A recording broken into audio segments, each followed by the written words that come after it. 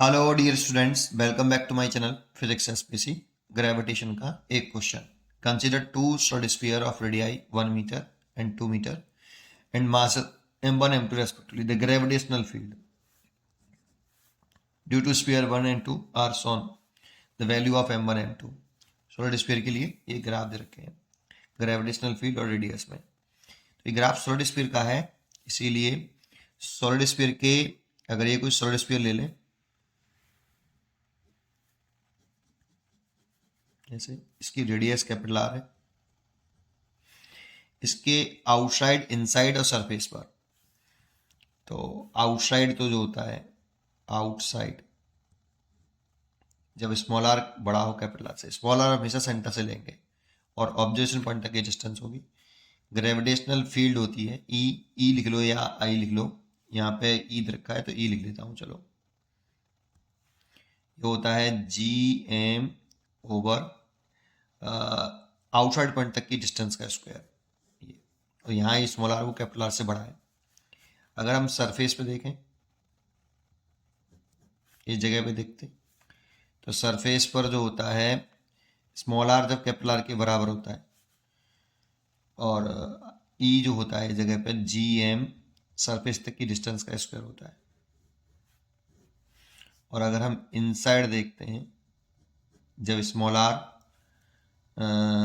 छोटा होता है कैपिटल आर से, तब ग्रेविटेशनल फील्ड इंटेंसिटी होती है G capital M over are का क्यू इंटू स्मॉल आर, ये होता है। और एट सेंटर पे देखते हैं तो स्मॉल आर जीरो हो जाता है, क्योंकि स्मॉल आर सेंटर से ही, तो ई जीरो हो जाता है। स्मॉल आर जीरो रख दो, तो देखो यहाँ ई में और स्मॉल आर में रिलेशन ऐसा है, इनवर्स रिलेशन। यहाँ सॉरी गलत कर दिया, डायरेक्ट रिलेशन है, डायरेक्ट रिलेशन है स्मॉल आर में। आर तो कांस्टेंट है, ये किसकी रेडियस है, ये स्मॉल आर के साथ डायरेक्ट रिलेशन है, यहाँ स्क्वायर के साथ इनवर्स रिलेशन है और यहाँ पे भी इनवर्स रिलेशन है। लेकिन यहाँ पर स्मॉल आर कैपिटल आर से बड़ा है, तो ई और आर में ग्राफ बनाएंगे तो रेक्टेंगुलर हाइपरबोला आएगा। तो जब इसका ग्राफ बनाया जाता है, सॉलिड स्फीयर का ग्राफ बनाया जाता है, ये सॉलिड स्फीयर है,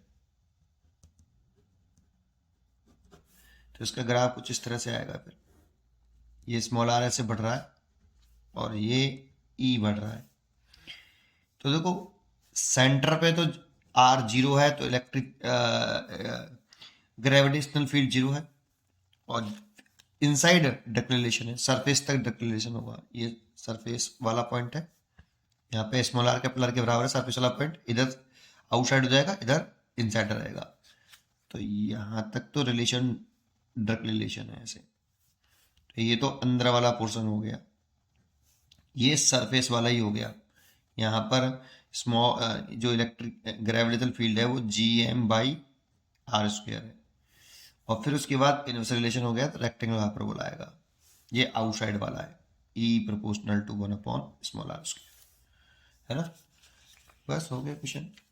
अब इस ये ग्राफ हमें यहाँ दे रखा है, तो एक बताओ ये वाला कौन सा पॉइंट है, सरफेस वाला, और ये स्फीयर 1 के लिए है। किसके लिए? सॉलिड स्फीयर 1 के लिए, उसकी रेडियाई 1 मीटर दे रखी है। और तो स्फीयर 1 के लिए देखें,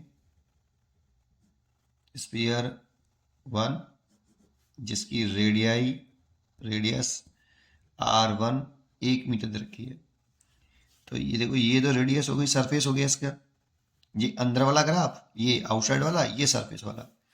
तो वहां पर ग्रेविटेशनल फील्ड दे रखा है E 2 मीटर पर सेकंड स्क्वायर।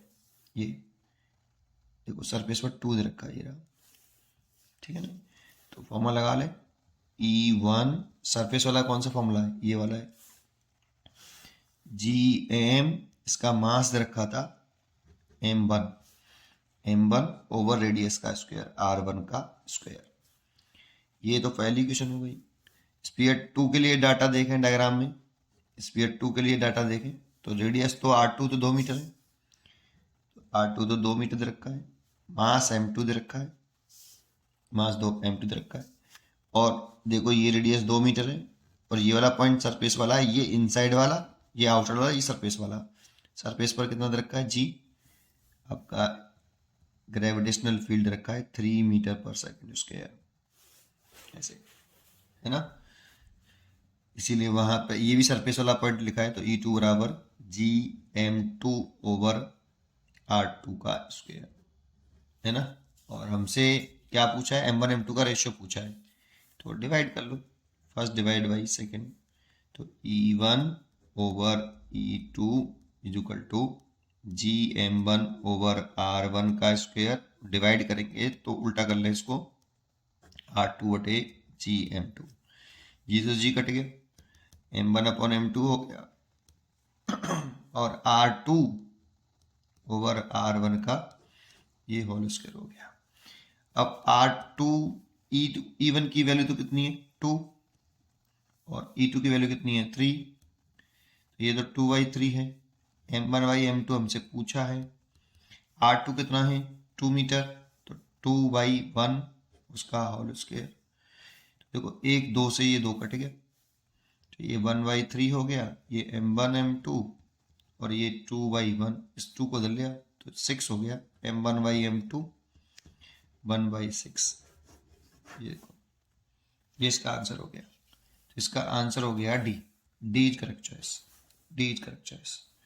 ये आपको ये सब डाटा लिखने की जरूरत नहीं थी, अगर आपको फॉर्मूला पहले से पता होता तो आप डायग्राम में ही देख के बस सीधा ए वाला स्टेटमेंट करना था आपको, और इतना भी नहीं करते, डायरेक्ट काट कूट के ख़त्म कर देते हैं, पर मैं पूरा ही करता हूँ, मेरी आदत ही ऐसी है। पढ़ते रहिए और खुश रहिए, थैंक यू।